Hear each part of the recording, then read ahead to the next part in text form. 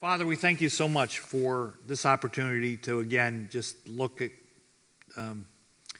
things from a slightly different perspective, to look beyond our own boundaries, beyond our own perspectives, and allow you to speak from other places. And Father, while we know your truth is centered in your word and through your Christ, we also understand we live in a world that believes otherwise. And in our desire to love our neighbor, we know that we must at least listen to our neighbor and try to understand where he or she is coming from.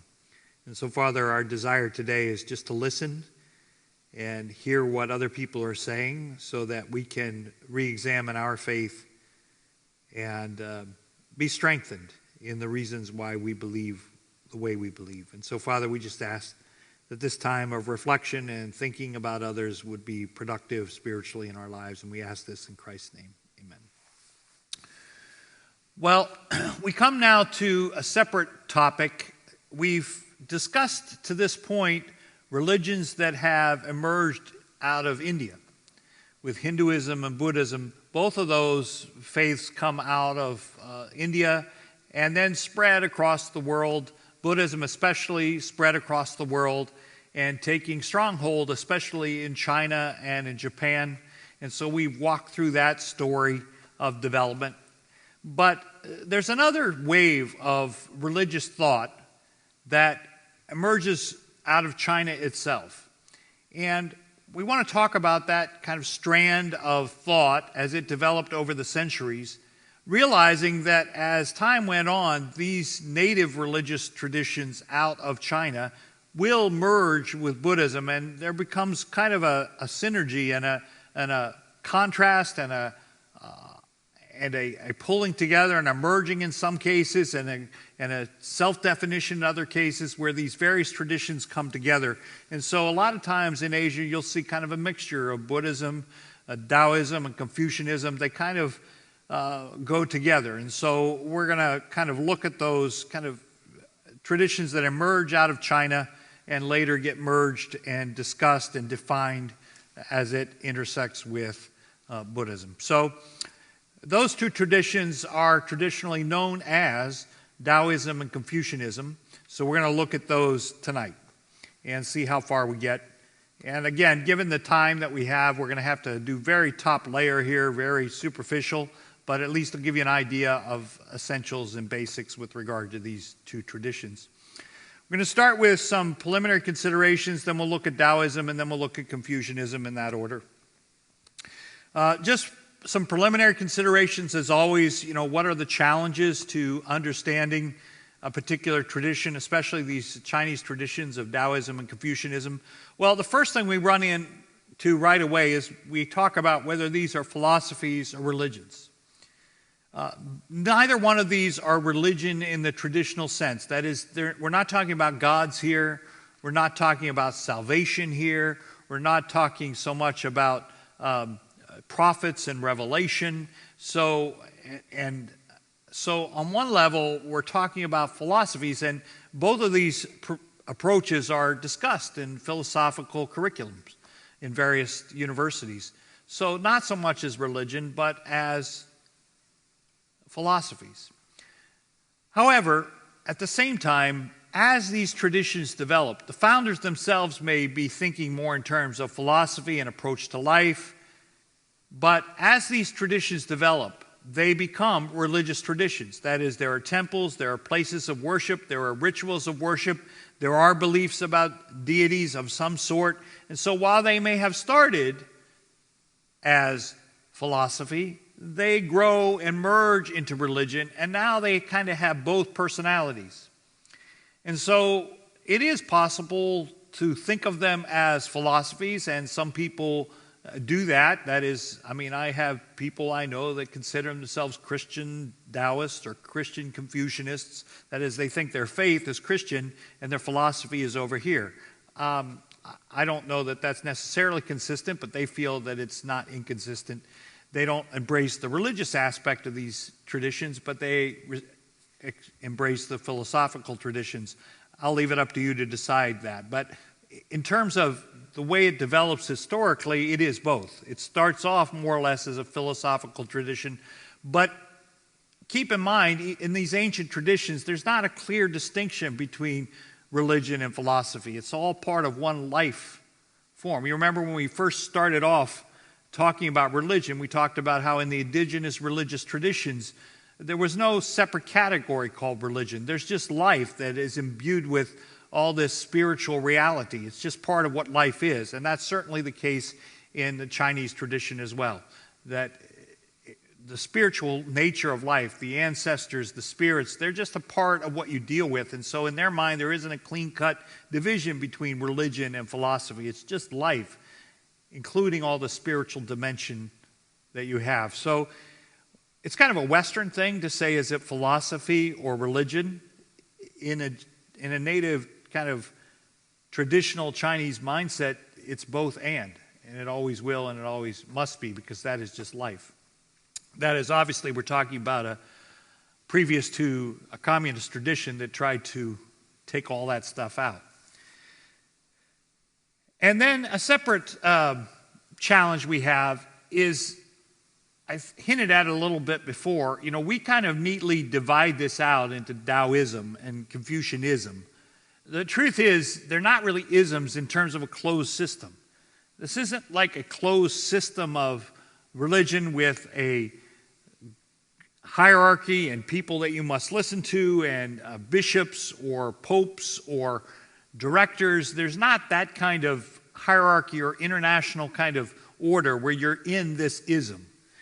These are more thought trends. They're belief systems. And as such, they can intermingle and overlap. And so, as I said before, throughout history, people may have seen themselves as kind of following Taoism and Confucianism and Buddhism and kind of seeing overlaps between them, not feeling the necessity to choose this religion or that religion. It's more different influences and how you pull this together and your different traditions, how you think through things. And there may be strands from the various schools of thought mixed into your personal view. So it's kind of hard for us to talk about Taoism as a religion and say, here are the Taoists that have this organization, this institution. It doesn't really exist like that. There are Taoist temples, but often you'll see Taoism and Confucianism mixed in the same buildings. So there's a lot of blurring that goes on here. So we're going to kind of talk about Taoism and Confucianism separately, but the fact is they overlap, and there's some intermixture in terms of people believing. And for that reason, one of the other challenges, we don't really know. In the last couple of religions we went through, I started off with a little slide that says, here's a rough estimate of where these people are and how many there are. The truth is, we have no idea how many Taoists there are in the world. We really don't know how many Confucianists there are in the world. Estimates range all the way from 2 or 3 million up to 9 or 10 million. I mean, we really don't know because, again, it's not an organized religion with a base that you can count noses. It's just people self-identify as one or the other, and sometimes both. So, notwithstanding all that, they do have separate lines of influence, separate traditions, separate trajectories, and so we're going to look at those today and maybe distinguish a little bit some of those trends and give you a familiarity with some of the concepts that are there. So we start off with Taoism, and the founder of Taoism is a person by the name of Lao Tzu or Lao Tzu, depending, again, various translations. Part of the problems now when you get into Chinese is you're not really going from an alphabetic language to an alphabetic language. Chinese is a picture language. So how do you render Chinese into an alphabet? And how do you render it into an English alphabet? And there have been a couple different traditions about how to do that over history. And so as a result, when you're doing research on the history of Chinese religion, you have to kind of be a little bit flexible in terms of spelling and in some cases even pronunciation, because of the two different ways, in fact, and variations of those two different ways of taking Chinese characters and rendering them into English alphabet. So you'll see different spellings of the founder's name. We don't know a lot about Lao Tzu. The traditions, some people place him between the 6th and 5th centuries, some people place him a little later, and some modern scholars doubt that the man ever existed in the first place. So we don't have a lot of hard, concrete data about this. Our first kind of biographies come, again, several hundred years after his life, and we're not sure how much of that is tradition, how much of that is passed down, how ancient these things are. The full kind of biography, a lot of the stuff is taken is probably from about 100 BC. So again, 5 centuries after his birth or 4 centuries after his birth, we have the first records of his birth, which is challenging. And those of us in the Christian tradition like to point out how quickly after Jesus' death these manuscripts are available. Within 100 years of his death, we already have gospels and accounts of the life of Jesus. Here we're waiting some 400 or 500 years before we get the first account of Lao Tzu. And for that reason, as I said, some scholars even doubt that the person existed. And obviously the picture that I have of him up there is not a photograph. That is just an artistic recommendation from a text that was written in the 19th century, but I believe, just artistic representations of these folks. So he's known as the founder, and the tradition, the stories, there's several different stories about how he came to the place of kind of founding this faith. One is that he was in dialogue with Confucius, who we're going to talk about in a little bit, and how it was really in a dialogue with Confucius that he kind of comes up with a different way of thinking. So that's one tradition. The one that is repeated more often, though, says that it comes from a story of him being a leader or an official, an archivist in a library during a period in Chinese history where the leadership began to start falling apart.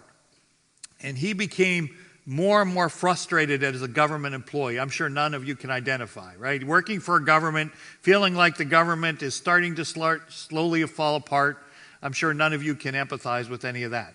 But he's feeling that his government job is just getting more and more frustrating as he sees his country kind of go downhill.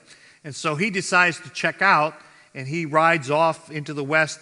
And so the story goes, he gets to the boundary just about where he's leaving China. And before he goes, a gatekeeper asks him why he's leaving. And so he tells the story, and the gatekeeper says, "Before you go, tell me your thoughts, write them down." And so the story goes that Lao Tzu wrote down his thoughts about why he was leaving and what is the problem with our country and how do we move forward. And he penned this book on the spot that we now know as the Tao Te Ching. And so Lao Tzu is kind of seen as the founder of the Taoist position because he is the one that produced the foundational text called the Tao Te Ching. And again, it's spelled different ways depending upon which kind of English translation project you use. Sometimes Tao is spelled with a D. I chose the one that's more popular with the T, Tao. But sometimes it's written as all one word, Tao Te Ching. But this is the manifesto of what Lao Tzu is saying, and it becomes the basis of what we now know as Taoism. So one of the famous statements from the Tao Te Ching, and by the way, on this title, what does that mean? Well, the Tao, as we're going to see, is kind of a foundational Chinese concept. We're going to talk about what that means, but it was been around since before Lao Tzu. This is an ancient concept that's been around, the Tao as an idea. And so what Lao Tzu is saying, what is this Tao? What is it? And various people debate how to translate this into English. Different translations have been proposed. Probably the most accurate, the word Jing, is talking about classic, a classic book. Tao is sometimes translated way, although people will debate that translation. Te is kind of virtue. So maybe the best way to translate this is the classic work on the Tao and virtue, or the classic work on the way and virtue. It is essentially telling us this is an attempt to explain what is life all about. What is the point of life? What is the way that is in the universe? And how are we supposed to live with it and go with it? And so Lao Tzu in this work is telling us about what this Tao is. And so he makes this statement. He says, the Tao that can be spoken is not the eternal Tao. In other words, he's saying to us that there's a sense in which this is beyond speech, beyond recognition. It's not a concept that we can even talk about. It goes beyond our mental abilities. The name that can be named is not the eternal name. In other words, we have to talk about it. We have to give it a name. We have to discuss it. But we have to understand that the Tao, what's behind all this, is beyond what we can name. It's beyond what we can talk about. The nameless is the origin of heaven and earth. So those are the opening lines in the first chapter of the Tao Te Ching. It's going to tell us what is this power? What is this thing? What is this classic that's been around in Chinese thought? How are we supposed to understand that as we move forward? And keeping in mind that his point was that what was happening in his own culture, it wasn't being followed correctly. It wasn't being understood correctly. That's why he had to leave his job. That's why the country is falling apart. They really didn't understand what the Tao is and how we ought and what it is not. And he goes on to saying, look, it's bigger than you and I. It's beyond us. So what is this Tao then, this Tao Te Ching, and what is this Tao that he's writing about that's at the heart of this faith we call Taoism? Well, here's one definition from a practitioner that I think is a pretty good, understandable one. I mean, there's all kinds of attempts to explain what is the Tao. Here's one that I think we can grasp and get a hold of, and this is from somebody that's inside the tradition, so it's not like we're taking our Western ideas and forcing it into the understanding. This is somebody, a practitioner, what they think this Tao is. So again, the Tao, or pronounced Tao, literally means the path or the way. That's one English translation of it. But here he says it's a universal principle that underlies everything from the creation of galaxies to the interaction of the human beings. The workings of Tao are vast and often beyond human comprehension. In order to understand it, reasoning alone will not suffice. One must also apply intuition. In other words, what he's saying here is the Tao is what lies behind everything. It's what holds everything together. It's beyond being. It's beyond creation. It's not the creator. It's not God. The Tao is not a thing or a person or even a force. It's something beyond all that. It is why it is just the essence of everything that's beyond description, beyond discussion even. It can't be talked about clearly. You can't say what it is, except you know that something is in back of all things. It is the way of things. It works itself from beyond. It works its way through all of us and through all of nature. It is that out of which the universe came, that out of which being came, but it was not a creator. It's not a God. It's just a reality. It just is what it is. And it's been around forever. It didn't start at any particular time. It's always just been there. And so the essence of the Tao Te Ching is, how do we live with this force? I mean, it is. It's not, you can't argue about it. You can't discuss it. You can't debate it. It's not, it just is. So how do you live with it? How do you move with it? How do you live in concert with it? So you kind of have to accept it, but people don't live in accordance with it, according to Lao Tzu. So what do we have to do to live in accordance with this universal thing or force or idea, which is neither a force nor a thing nor an idea? It just is, and you must live with it, whatever it might be. And so that's really so it's like Buddhism, it's a very practical religion or a very practical faith. Remember, we said Buddha didn't spend a lot of time worrying about creation or gods or how this thing came in order. It didn't matter to him. The only problem to Buddha was suffering. Well, in a similar way, Tao, it's not really about where the Tao come from or where I came from or all the logic behind that. It is. You just accept it. It's more about how you deal with it, how you live with it, how you live in concert with it. And it's because people don't live in concert with the Tao or with the Tao that we have all these problems. That the country is falling apart in his mind, that people's lives are falling apart. They're not living in accordance with the Tao.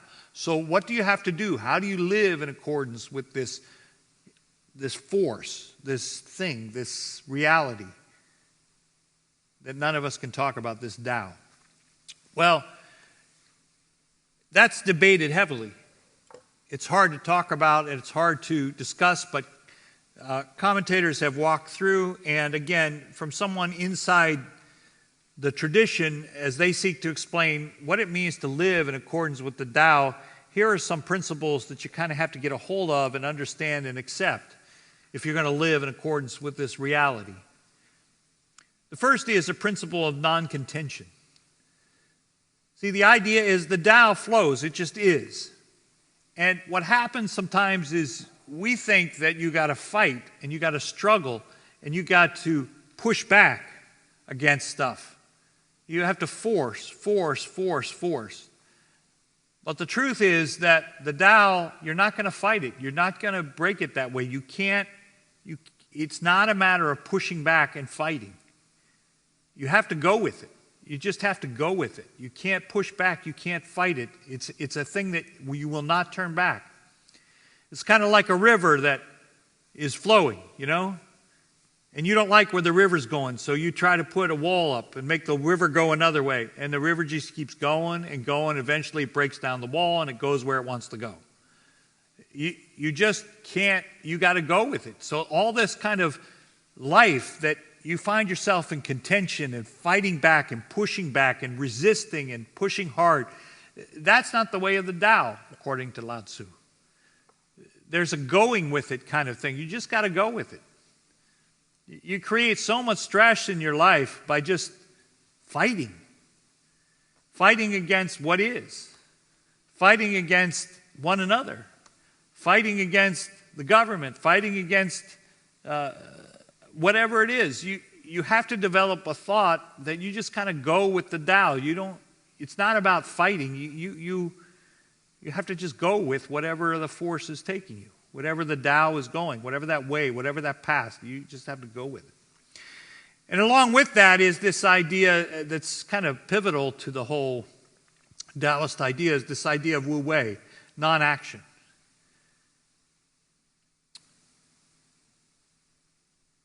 Sometimes the strongest thing you can do in Lao Tzu's is not to work so hard at something, to try so hard. You kind of have to relax and just do what comes naturally. If you just relax and do what comes naturally, you'll find that you can get through the tough stuff of life. When you try so hard and work so hard and strain so hard to achieve your goals, when you drive yourself that way, you create this tension in yourself that it becomes kind of a weakness. The strongest thing to do is to go with it. To go with it. You can see why Taoism functions a lot in martial arts. It's the idea that you just go with the movement. You take the flow. You kind of read what the other person is doing, use their strength to get them, use a minimal and economy of effort. That's why it's one of my favorite religions, you know. It's an economy of effort.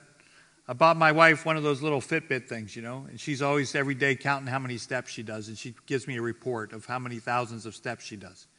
And she told me she wanted to get me one, and I said, that won't work for me because I tried to do the reverse, see how close to zero I could keep it on any given day, you know what I mean?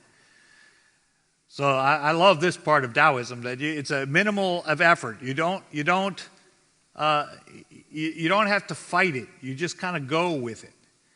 And that becomes one of the strongest things you can do. So it's not a negative thing as you're lazy and you just sit on the couch. That's not what Taoism is about. It's about the fact that sometimes you try so hard and you're weakening yourself by trying so hard. You got to learn how to go with it and kind of go with the flow and go with what's happening and use the forces that are out there to empower what you're doing. So economy of effort. That's the idea. And the same thing happens with regard to non-intention. The argument there is that you should do these things by nature. See, if you try really hard to become famous or try really hard to become great, and try really hard to become rich, or try even really hard to do something well, you want to do a charitable thing and you want to try to do the good thing. It's as if you're not that and you want to try really hard to do that. And he's saying there's no virtue there. You should be at the place where you just do things naturally. It should just flow out of you. You should be naturally good, naturally charitable, naturally smart, naturally wise. You should get to the place in Taoism where it's all just kind of comes out of you. You don't have to like say, I am not this, I want to be that. So it's not like you're trying to be anything. You're just being who you are. So this idea of just kind of letting yourself be yourself. Don't fight it. That's his idea. Now, that doesn't mean give in to all your selfish ambitions and just be, just satiate your own desires. No, because that's not the way of the Tao. The way of the Tao is a good thing. You're supposed to give in to the way of the Tao that's working you, and the way of the Tao is a way of productivity and a way of charity and a way of goodness. So you want to go with that. Also, the same thing with regard to simplicity. We overcomplicate things. We build layers on top of things. We stratify things. There's a president and a vice president and a secretary. And there's 15 bosses and 15 structures in the government. Why? Because everybody wants to be the top guy, that's why. And we're trying to pile on. And he's like, the simplest way is often the best way. Right? I had a plumbing issue in my house. And I decided that I need to fix this plumbing issue by myself because that's what a man's supposed to do in his house. So I went out and I got all the special plumbing wrench that you need. And I crawled up under the sink and I reached up there and unscrewed the thing because there was a dripping faucet. It all started with a dripping faucet. And so I'm like unscrewing the thing, taking it all apart. I make it, and it's, you got to reach it here and go there, and I'm laying on my back, and my back is in pain, and I do it anyway, and I drop the thing on my head, and I'm going through all this stuff to take apart my sink to figure out what's wrong. I take it all apart, replace a part, put it all back together. That was painful. Hours later, I put it all back together, and the sink still drips. So I call my friend John, who's a plumber. He comes over and looks at it and goes like this and says, "You need a new faucet." It was like 30-second job. So that's called in simplicity. Sometimes the simple is the best. If you have the knowledge, if you know the way, if you're enriched in the Tao, you don't have to work hard. It's simple. It's those of us who don't know what we're doing that have to work hard, that make it complicated. The simple is the smartest. It's the people that know the Tao, that it's straightforward. It's simple. It's not hard. We overcomplicate things. That's the view of Taoism. And another one is humility. That's another teaching that comes out of the Tao Te Ching. We human beings, we try to make this big deal about ourselves, like it's all about us and it's all about me. Well, in Taoism, it's not all about you. You're just part of the system. You're just part of this cosmic reality, this interplay of things. You're just one among many things that are going on here. It's why often in Asian art, there's, in Western art, it's the big picture of the big person right in the middle doing the big thing.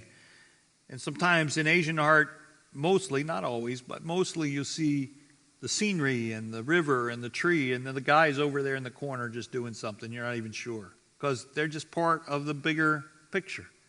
So there's this idea in Taoism that it's not all about you. It's about everything going on around you and within everybody else. This is all one big system that all kind of works together, and you just got to go with it. be a part of it. And that leads us to this other concept of the yin and the yang. And you've seen the symbol before of the yin and the yang. And it's, again, you find it in Taoism. You also find it in other places from Asian thought. It's the idea that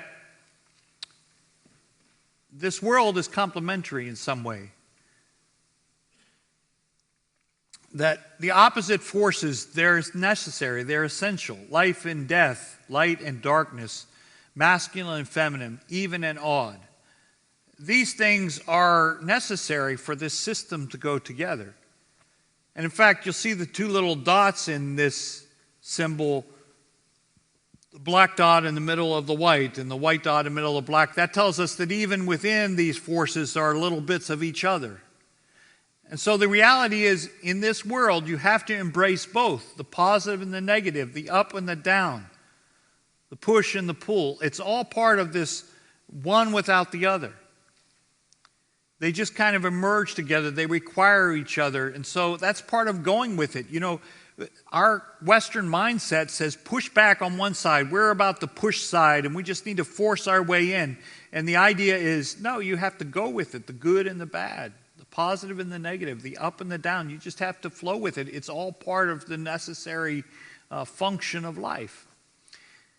Which, this totally blows our Western minds, because in our Western minds, it's all about cause and effect. It's all about Newtonian science. It's like there has to be the first domino to fall down to the next domino, and the next domino. There has to be a beginning. There has to be a creator. There has to be a start. Somebody had to do the first thing. And in Taoist thought, there doesn't have to be a first thing because they arise together. It's a simultaneous kind of immersion of the opposites. There doesn't have to be a first anything. It just kind of came up together. This complementary nature of both sides. And so this idea that it takes both. It takes male and female. And all the other opposites, light and dark, north and south, shady and sunny. It takes all those opposites to make a world. And if we're going to learn to live with that Tao, we're going to have to just go with it. And so you see the picture here is somebody who understands the way of the Tao to such a deep, deep level that they just kind of go through life and they find power from just going through it. And they just kind of find a quiet confidence and a strength. That's why you ever notice you watch some of those old Asian movies and the martial arts guy is always chill. You know what I mean? Like nothing upsets the chill guy. It's because he's just going with it. He just goes with the flow. Nothing surprises him. So that's kind of the ideal that's behind the Tao Te Ching, behind Lao Tzu. Well, obviously we barely touched the surface of this text, and there's all kinds of translations out there. It might be interesting for you to go out and read some of that. In my course, I asked them to read a piece of this because, again, it's for us Westerners who are used to thinking one way. It's very interesting to think how another culture views all this. Well, if we go on a couple hundred years or 100 years, depending on when you date Lao Tzu, the next kind of critical person in the development of Taoism is a fellow by the name of Zhuangzi. Zhuangzi is an interesting character. Again, we don't know a lot historically about him. Folks variously talk about his interaction with Confucius and so forth. So not a lot of history about the man himself. More emphasis is placed upon this book, also called Zhuangzi. And so you can look it up and you'll see sometimes it refers to the person, sometimes it refers to the book. And Zhuangzi, his book, we don't really have the original. We have edited versions that come centuries later, boiled down to, I think, 33 chapters is where they ended it up. And so it's just a teaching about Zhuangzi starting out with the concepts of the Tao Te Ching and Lao Tzu, but refining it in his own particular way. And where Zhuangzi was coming at it, again, in this period of time where the society was again falling apart, he was trying to teach that concept of not just going with it, but this idea of humility in the face of all this change. See, what happens in these warring periods where all these battle lines are drawn? People get out there and they start drawing these hard lines about right and wrong. We're in a political season now. We haven't seen that at all, have we? This side is right, this side is wrong, this side's going to heaven, this side's going to hell, right? Everybody's drawing the lines, calling each other names. And Zhuangzi lived in that period of time where everybody's pointing fingers at one another, drawing these hard lines of who was right and who was wrong, and always warring with one another. And he's like, time out. Everybody just stop for a minute and think. And he uses his Taoist kind of teaching to begin to re-examine how do we view the world, and where do we think we know all this stuff? Why do we think we have all these answers? It was a challenge to us fundamentalists, we fundamentalists who think we know all the answers. He's pushing back to the fundamentalists of his day, saying, just stop for a moment. So for an example, and the Zhuangzi, you read through it, and honestly, it's just a delightful read, because I read through it, and half the time I don't even know what he's talking about. You're trying to read these things, and it's filled with humor, filled with all kinds of jokes. I mean, he's often, it's the madman telling the wise men the truth, and Confucius shows up in this. He makes a lot of appearances, and he and Confucius are arguing about different stuff. It's just a delightful book to read, and you just kind of get these stories, and it makes you kind of stop oftentimes and say, wow, I have no idea what that means. But that's the point. That's what he wants you to do. He wants you to stop and say, yeah, I have no idea what this means. Because his whole point is, you don't know what it means. You don't know what anything means. You got to step back, have a little humility here. That's the way it is. And so, here's one of the famous stories there is from the Zhuangzi. He falls asleep and he has a dream that he's a butterfly. And the butterfly's flying around, and he's just seeing himself as a butterfly floating all around. And then he wakes up, and he remembers this dream of a butterfly. Or am I a butterfly that's dreaming I'm Zhuangzi? You see, we assume we're awake and we're doing the dreaming. We're convinced of that, but are you really? Maybe somebody somewhere is sleeping right now dreaming that you're here in a world religions class. Are you here? Are you asleep somewhere else dreaming that you're in a world religions class? Or would you call it a nightmare? I don't know, which we'll have to see. And so, how do you really know whether you're here or not here? Whether this is real or not real? Whether it's a dream or reality? Zhuangzi is just pushing on you to say, look, do you really have all the answers? Really? Maybe you ought to step back and think a little bit. That's kind of the drive. So what are the essential teachings of this particular text? Well, the first thing we have to understand is embrace, again, it's right out of Tao. So you start with this idea that Tao is the source of heaven and earth. And so this Tao that's just beyond everything, that Tao, it runs through everything that is. And it's really at the source of this flux of heaven and earth. And so all this change that you're fighting against, all this, you're trying to stop time, you're trying to stop movement, you're trying to stop all this stuff. Do you understand that all that flux, to and fro, come and go, weather changes, change, developments, it's all part of the Tao. The Tao breathes change into this world. Change is one of the hardest things to accept because we like things to stay the same.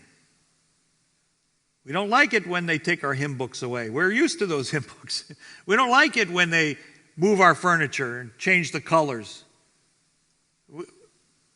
Zhuangzi is saying, look, you got to go with it. You can't be afraid of the flux of heaven and earth, the cold to the warm, the height to the depth, the storm to the calm. You've got to go with change. You can't fight against it. So understanding that a lot of our frustration, a lot of our anger, and a lot of our passion comes from the resistance of the new. We don't like what's new, and so we get angry. And he's saying the Tao is the source of this flux and this change. It moves. The river changes every day. There's new water in there. It goes in different directions. The tree spouts new leaves and dies and comes back next year with new leaves entirely. There's a newness and a freshness and a change to life, and you got to go with it. Stop trying to stop change, because that doesn't work. And then he pressed back the second level, and I think I hinted on it before. The result of all this a kind of desire to stay where we are is that you put together this language of division. We categorize things, right? And we're always thinking our view and our language about things. That's absolute truth. That's absolute falsity. So, again, we're in the political season, so you're a liberal, you're conservative, and we know exactly what that means. We put people in these categories, and we think that's what it is. Or we tell a person you're a male and you're a female, and therefore we know what that means. We have a preconceived notion. And so language itself has this way of imposing your definition of reality on what it is you see. And we just assume that as human beings, that we have that power, that right to just impose our language and say that's reality. Zhuangzi says who? Says why? Like, what is your language that's going to impose this on things? Well, let me just offer a Christian comment, because every once in a while I need to remind you that I am a Christian. The Word speaks. Jesus speaks. The Word was made flesh. God speaks. So our belief is that words mean something. They're representative of what is. If God uses those words, if God sends His Son as a word, then there is words that represent reality. God did it. God chose to communicate in that way. So we would not necessarily agree with this particular perception. We'd push back on that as a Christian. But we can learn a little bit and realize that sometimes even we Christians, we start adopting this language as if we know what we're talking about. Are you a Christian? No, I mean a real Christian. I mean, are you a born-again Christian? Okay, what does that mean, right? Are you an evangelical Christian? Are you a conservative Christian? We want to put people in categories. So we can learn a little bit here from Zhuangzi about, let's be careful about our languages if we can impose reality on somebody. Just because you can say it doesn't mean it's true. There's also this emphasis in Zhuangzi on finding your own way through this. Not insisting that everybody do things the same way you do it. There may be other ways to figure this out. Your interpretation of the Tao and how you go with the Tao, it might not be everybody's interpretation. You got to be flexible about how everybody kind of finds their own way to work with the Tao in the world. You got to be open to other things. Of course, you put back on him and say, well, why is your way the right way then? Zhuangzi, why do you get to? And he would agree with you. He said, yeah, you're probably right. I'm not telling you the truth. You got to figure it out. So there's this idea that, again, in a society where all these people are saying my way or the highway, he's saying chill. Everybody can kind of go with the Tao in a different way. You got to figure out your own path here. That would be his pushback. And he would push on too, saying, look, in this duality, this right and wrong, left and right, there's a unity to be achieved here. That the two are part of the one Tao. You have to understand that opposites doesn't mean one is out and one is in. You got to figure out how these two things go together. So the rich and the poor, you got to figure out how to make one family out of that. So instead of ostracizing and separating and saying, you're out, I'm in, I hate you because you're not me, instead of creating those lines of division, you got to understand that there's different perspectives, we've got to find a way to unify those. That's all part of the Tao. The opposites are part of the one thing.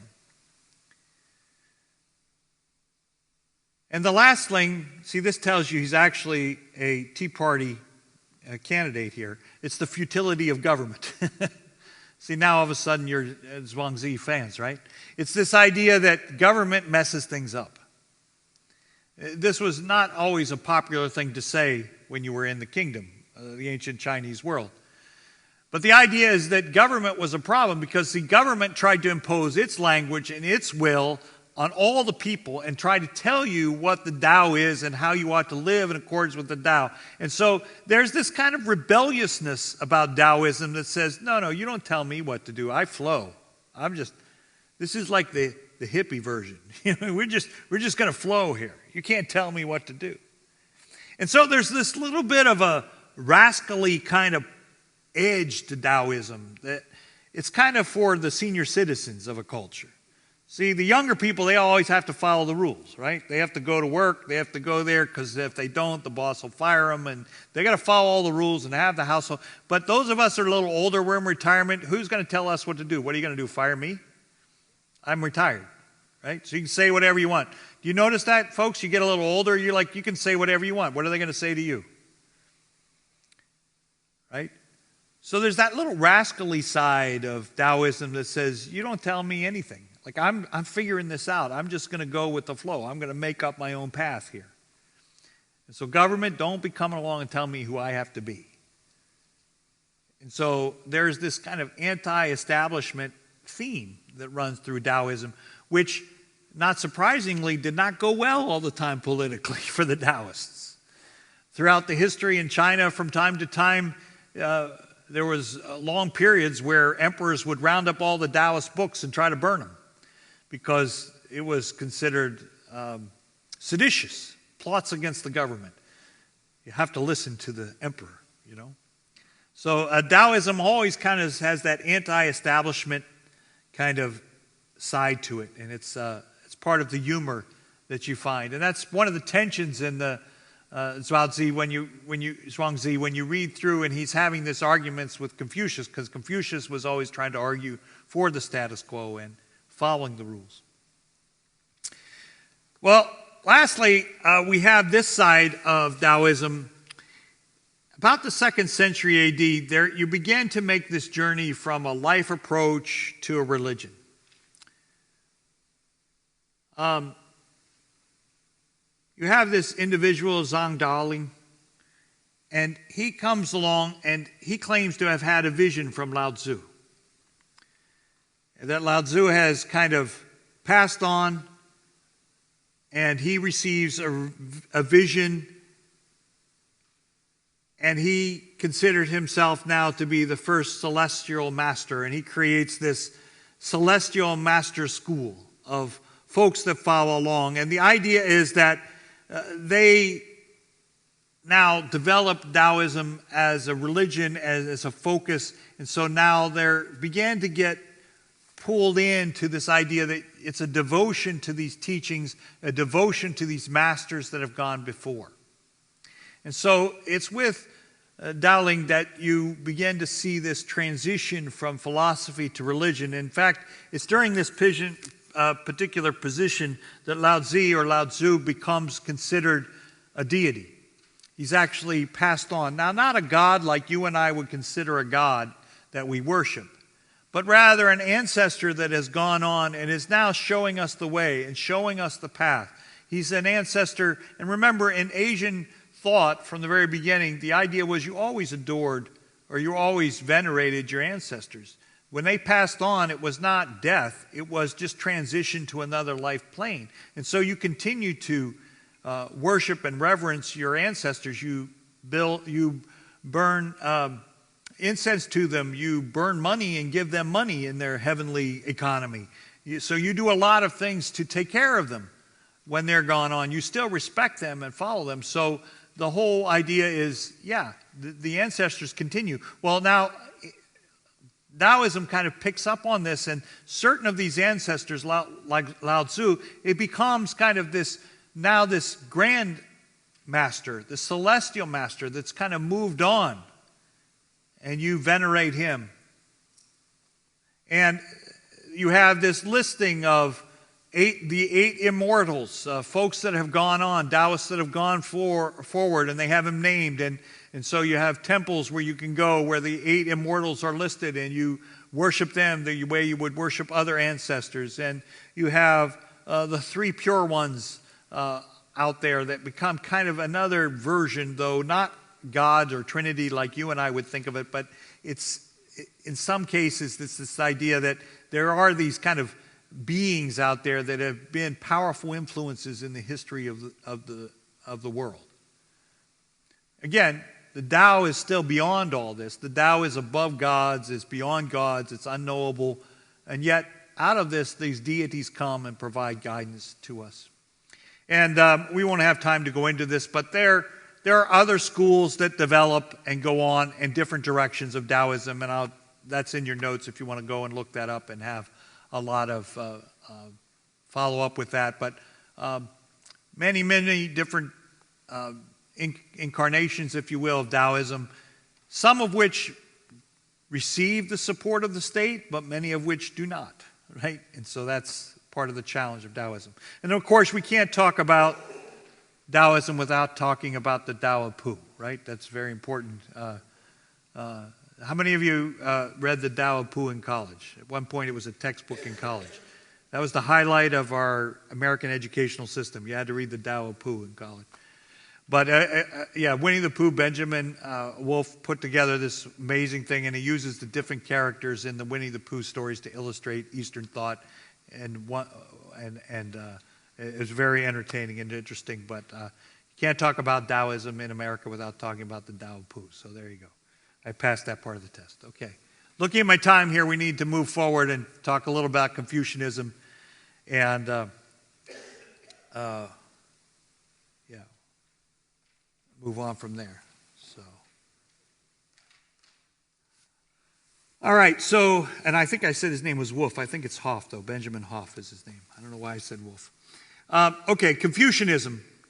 Now we're going to turn the channel and talk about the other sides. Now, we have these two kind of movements that go on side by side. Taoism over on the one side, and sometimes when this topic is covered, you do Confucianism first and then Taoism. I chose to do Taoism first and Confucian only because according to some traditions, Lao Tzu lived before Confucius. Again, that's speculation. Nobody really knows. Maybe they were contemporaries. Maybe Lao Tzu came after. We're not really sure. There's not enough historical data to say. Except we do know that Taoism and Confucianism represented two different themes in Chinese history about this time. There is this one interpretation of reality that says, go with nature. Just go with nature. Figure it out and go with nature. That's Taoism. And then you have the other side that says, no, there's got to be some order. There's got to be some structure.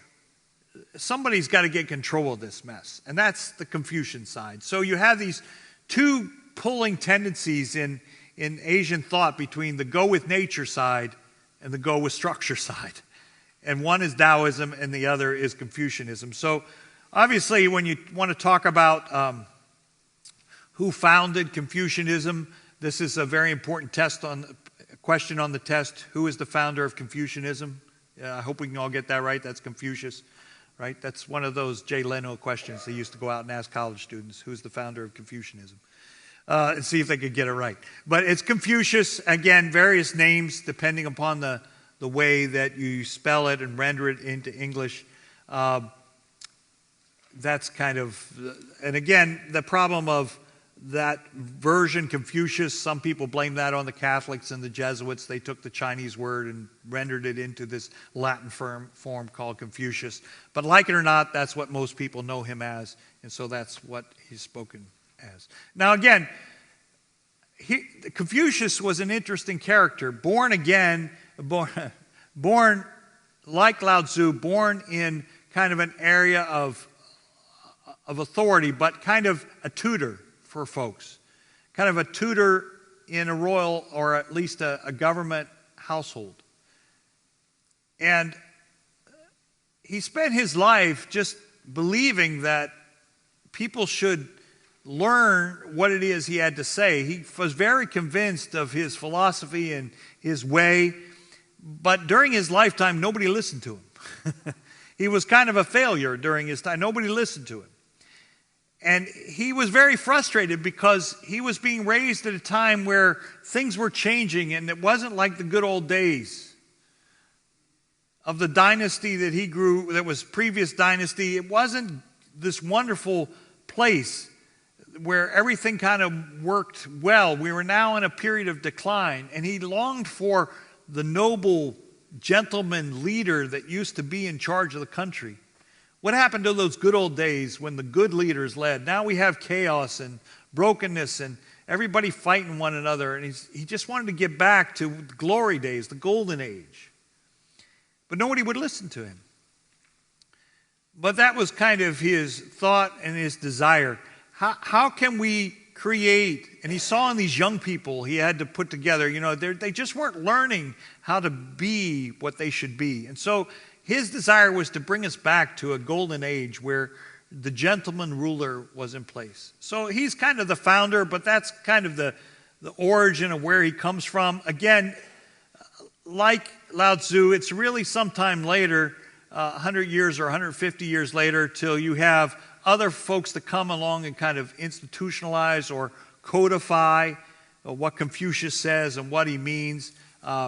You probably may have heard of this person, Mencius. He was 4th century, 3rd century, end of the 3rd century, 4th century BC person that kind of codified and put into more concrete form. We have another fellow by the name of Zhuangzi, and I'm speeding through all this to what should be a much longer talk, but I'm keeping an eye on our time. But just to give you some names out there as you walk through. Shishu is very important here. He's very important because he takes kind of the Confucian thought and turns it into a codified thought that you and I know about. Here's this quote I pulled from one of the scholars that says, without Zhuangzi or without Confucius, there would be no Confucianism, but without Dong, there would be no Confucianism, and it has been known for the past 2,000 years. In other words, he was the official interpreter of what did Confucius say. So very important, 100 years or so before Christ, laying out what it is that Confucius really taught. And so what that means then is we have these, throughout this period, there are various works that were put together that really form the basis of what Confucianism is. And so let me kind of just give you a quick overview of what those texts were. Some of them, you start off with what's called the 5 classics, sometimes the 6 classics. Now, these were actually works that were probably around before Confucius. Classic books that come out of the classic age of Chinese literature and Chinese thought. And Confucius really saw himself as an interpreter of these works. In other words, he didn't really think he was coming up with anything new. He didn't think he was inventing a new philosophy or certainly not a new religion. He just felt he was trying to take us back to what the original truths were, these great works that were around from the very beginning. And he just wants to kind of comment on them and explain them and reassert them in his own day and age. And so to really understand Confucius, so the scholars say, you've got to go back and begin to really analyze some of these old works, because in his mind, he was just explaining these ancient classics, or like I said, sometimes a 6th classic is added, but typically it's 5.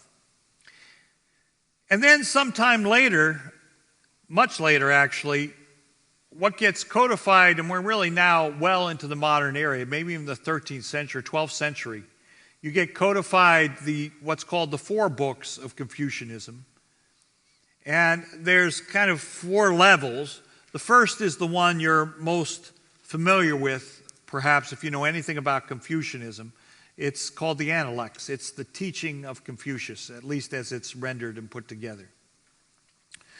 So you remember the old movies where you heard Confucius say, remember those old movies where they told you what Confucius say? They're quoting from the Analects. This is the sayings of Confucius recording. And then beyond that, we have the book of Mencius, again, another formative teacher, and a couple other works in this regard that are kind of viewed as the 4 books that are the foundation for Confucianism.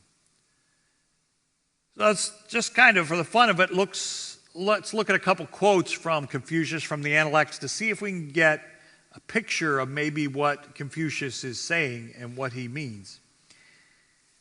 He says, the master said, and by the master we're talking about, these are quotes from Confucius. These are recollections. So this is a student remembering what the master said, what Confucius said. The master said, I will not be afflicted at men's not knowing me. I will be afflicted that I do not know men. In other words, the idea is, it's not about me. You see a theme here? It's not about me. Like, I don't really care if people remember me. Which, as I said, it kind of worked out because nobody knew who he was in his lifetime. That's got to be a tough life when you become famous, but you don't become famous till after you're dead. That doesn't help a lot, does it? Well, that's Confucius. He's like, but he said that's part of his thinking. Like, it doesn't matter whether people know me. It only matters whether I know them. My job is to know them. So there's a great deal of humility, just like there was in Taoism. In Confucianism, there's that same degree of humility. It's not about me. And then here's another quote that kind of talks a little bit about what it means to exercise government. The master said, he who exercises government by means of his virtue may be compared to the north polar star, which keeps its place and all the stars turn toward it. One of the ideas behind Confucius' teaching is that real leaders don't have to exert their authority. They don't have to like pound the pulpit and yell at everybody. Real leaders have a way of just being that North Star that everybody just wants to follow. Does the North Star get up there and say, hey, follow me? No, everybody knows it's a good idea to follow the North Star. If you want to find out where you're going, if you want to know where true north is, look there. Confucius is saying the real government official is a North Star. He doesn't have to get up there and say, follow me. You just know to follow him because it's obvious. The guy knows what he's doing. You ready to cast your vote yet in this year's election? Where's the North Star? Figure it out. Yeah, but that's Confucius' idea that a true leader doesn't have to dictate, doesn't have to force. People would just know this guy knows what he's doing. It's the right. I think, again, just Christian observation, we would say that's true about Christ. Christ leads as the suffering servant. Someday he'll lead with power and authority, but we're supposed to get the fact that he leads by who he is. Here's another interesting quote. One of his students says, what did you mean? And the master replied, the parents, when alive, be served according to propriety. That when dead, they should be buried according to propriety, and they should be sacrificed to according to propriety. One of the fundamental realities of Confucianism is this respect for the ancestors, respect for tradition. They haven't left you. You still respect them. The idea is that you shouldn't be one way when your parents are alive and a different way when they're dead. If the parent does their job correctly, they should be the same whether you're in the room or not in the room. It's the idea that you respect. Because the truth is, when your parents and your grandparents go on, they don't leave the house. They're there. They're still watching. In the Confucian way of thinking. And so respect for elders, respect for traditions, respect for those who came before. I can tell a lot of you are becoming Confucianists either as we speak here, right? Because of that, you like that idea. So that's part of his thought. So what are the foundational truths of Confucianism, again, as we kind of move through it a little bit quicker than maybe we'd like to. One of the foundational teachings is this idea of Tian. Heaven, nature, divine forces, even gods. There's something from heaven. It's a little more concrete than the Tao. The Tao was this, kind of amorphous, undescribable reality that's beyond all things. No, there's something, in Confucianism, there's something a little bit more concrete. It is the Tao expressed for human nature. This is kind of, it means a little bit of the heaven nature, God's, whatever it is. It's the will of God for humanity. That's what this Tian is. You're supposed to follow this. This is the will of God for you. But this heaven, and in English it's always just translated heaven. Heaven, in Confucianist thought, it's God's will it's the divine will for humanity. We're supposed to do what heaven wants. There's a prescription. It's supposed to work itself out. And by the way, it requires human beings to work it out. That's the role of human beings, to work out the dictates of heaven. That's what human beings are here for. That is, it's not a spirit that actualizes itself. That's not heaven in the Confucius mind. In the Confucian mind, the human being has to actualize heaven. It's our responsibility to actualize heaven. So there's not the concept that you find in Christianity, for example, of a Holy Spirit that implements the kingdom of heaven. No, that's not the way it works in Confucianism. In Confucianism, the human beings have a role and responsibility to execute heaven on earth. That's their responsibility. And there are consequences for all that. If you follow heaven and you do what heaven wants, your kingdom will be productive. It will do the right things. It will produce. There will be health, happiness, wealth. If you do what heaven wants. If you as a leader do what heaven wants. If you violate heaven, there will be consequences for that. Things will not go well if you violate the will of heaven in Confucianism. So the idea is that find out the will of heaven and implement it. Because if you do, as a leader or as an average person, you will experience the blessings of heaven. It's a pretty straightforward concept and orientation. A second concept here at the root of Confucianism is this idea of the Zhuangzi. The Zhuangzi is kind of the goal. He's the scholar administrator. This is the wise leader. And again, this goes back to the glory days. What Confucius thought, this Zhou dynasty, these people were the master leaders. The gentleman scholar. So we have King Wen of Zhou there. He's kind of the archetype. This idea of a noble, superior person, dedicated to virtue, scholarly gentleman, perfect human being capable of ruling by moral example, knowledge, love for his subjects. It's the idea of this model leader. Again, this North Star kind of person. So it's not about a dictator that drives his will. It's about this scholar administrator that just knows heaven. And people follow him because they recognize this guy knows heaven. He knows what the will of heaven is. He knows how to implement heaven. So if we want to follow the ways of heaven, we need to follow the Zhuangzi, the leader. So that's his ideal. So you can see the tension starting to mount between Taoism and Confucianism, right? Taoism's over saying, government's messed up, you want to just go with nature. Whereas Confucianism's saying, no, a really good leader, you need a really good government with this gentleman scholar who just sees things as it ought to be, who declares the way of heaven.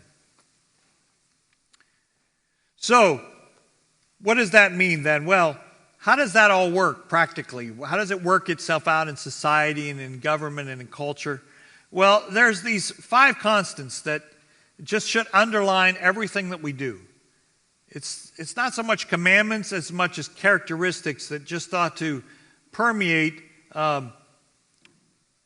everything that we do, everything that we are. And they're kind of fundamental dictates of heaven. And it's a positive view of humanity. This is something that we can do. We won't necessarily do it automatically. It's not like it's our spirit to do these. We have to work at it, but we all have this potential. Human beings have this potential. They have to live up to the potential to make these things come true, to have the will of heaven executed in the world. The first is humaneness. And that's as good of a kind of an English definition that you can come up with. It talks about the fact that there's this inner awareness of other people, this inner awareness that I'm a human being responsible to other people. There's an otherness about us, an understanding that we're part of, there's a sensitivity to us, a receptiveness to us, this idea that we have a responsibility, that we're part of the larger thing, that we're not an island by ourselves. There's a responsibility to act humanely, to act caringly about one another. It is that fundamental reality. Righteousness, it's it's not so much the biblical definition of God's holiness. It's the right thing, to do the right thing, to do the heavenly thing. There's this idea of doing the right thing in accordance with heaven. Propriety, it ought to be done in the right way. We ought to do it out of love. We ought to do it rightly, but we ought to do it in the right way. There's a proper way to do things. There's a proper way to speak. There's a proper way to give deference to others. There's a proper way to carry out a ritual. There's a proper way to greet and to clean and to do whatever. There's a proper thing. It should be done decently in order. Heaven wants structure, not random chaos. Again, a little difference from Taoism, which you just got to go with all the change. Confucianism, no, there's a propriety, right?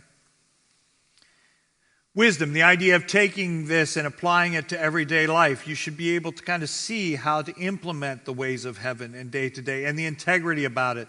The idea that who you are on the inside and who you are on the outside are the same person. I don't see any sins listed there. They all seem kind of right to me. But it's in Confucianism. So again, it's this fundamental, the pushback against Confucianism by the Taoists was you're dreaming, dude. This is not reality. You're living in some sort of dream world where this is humanity. But in Confucianism, this is humanity. This is our goal. This is what we should striving for. This was the good old days that we all should go back to.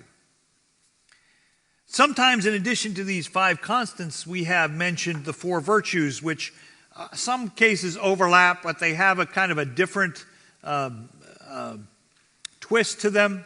Loyalty, part of this means you're loyal to the government. You follow what the government, you're loyal to your prince. Now, if you have a bad prince, you're allowed to push back, but if this is all going to work, if heaven's going to work on earth in Confucianism, there's got to be a sense of loyalty to your leaders. You can't just go making this stuff up as you go. It's not every man for himself. You got to follow those who lead well. That's how heaven wants it. And that, along with that is this idea of filial piety. We have to do honor to those who brought us into this world. Our parents, our grandparents, our ancestors. We have a duty to them, and we talked about that before. The idea of self-restraint. You don't get to do everything you want. Taoism was just go with it. Find out what the Tao is in your life and go with it. In Confucianism, no, there's restraint there. You've got to control yourself. You can't just do whatever you feel. There's social obligations here that you have to go through. And then righteousness gets duplicated. Again, you see sometimes the 5 constants, the 4 virtues, they overlap. But the idea is there's this quality to human beings. There's this optimistic view of human beings to do the right thing. I mean, again, as Christians, we look at that and say, where's the sin nature? Where's that? Well, in Confucianism, you just work harder and get over it. You have the potential to beat it, you know? Again, primarily philosophy. Confucius never started off to be a religion. He just wanted to be a philosophy. And what's interesting, too, over the years, it actually became kind of an official religion of the Chinese Empire. You might see why a philosophy like this that says, follow the leader, do what the leader says, everything should be done with structure and order. Well, over time, this becomes the official religion of the Chinese empires before communism and all the rest. And there was a long period of time there where in order to be a government official with the Chinese dynasty, you had to pass tests.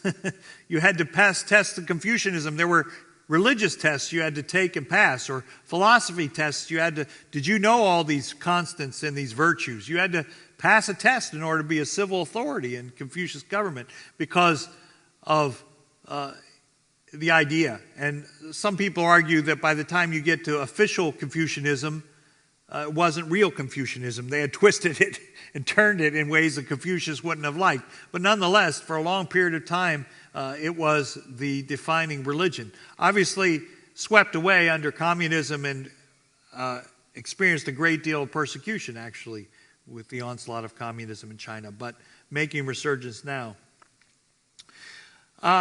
I say that because one of the holidays in Confucianism that is celebrated is this birthday of Confucius, September 28th. There is this traditional location of his birthplace that you can go and visit and remember, and prayers given there. So there is, again, this transition a little bit from philosophy to more of a religion where you have festivals and pilgrimages, again, making that transition. There's this ancient Chinese festival in the spring, Tomb Sweeping Day. It's this idea of going to the temples and sweeping out your ancestors' temples and tending to their graves. Again, this idea of remembering what came before and taking care of your ancestors in the next life. Again, burning money for them or sending prayers to them. You do this. Also in the fall, there's another, what they call the Ghost Festival, this same idea of celebrating the spirits that are there among you. And that carries off into the home, where there's worship in the home. You can venerate pictures, and the pictures rotate on calendars and so forth, and you have calendars of remembering. It's that filial piety. And also in temples itself. So where you can go into temples and remember these things as well. And lastly, I'll just point out, here's one of the temples of Confucius, where Confucius himself becomes one of those ancestors that you come and worship. All right, well, that was a way too fast gallop through Taoism and Confucianism, but we're about out of time here. So we'll wrap up the talk at this point. We'll have a word of prayer, and then we'll take your questions. Father, we thank you so much for this opportunity to dig into history and to dig into other cultures and traditions. And Father, our prayer as always is that you would use these other insights to sharpen our vision of you, who you are, kind of to shock us out and shake us out of our own self-deception and our own arrogance by which we think we have all the answers inside of ourselves, to learn a little humility and to be dependent upon your truth and your word and your spirit to make us into your image, Father. And we just commit ourselves and recommit ourselves to that truth. And we ask this in Christ's name.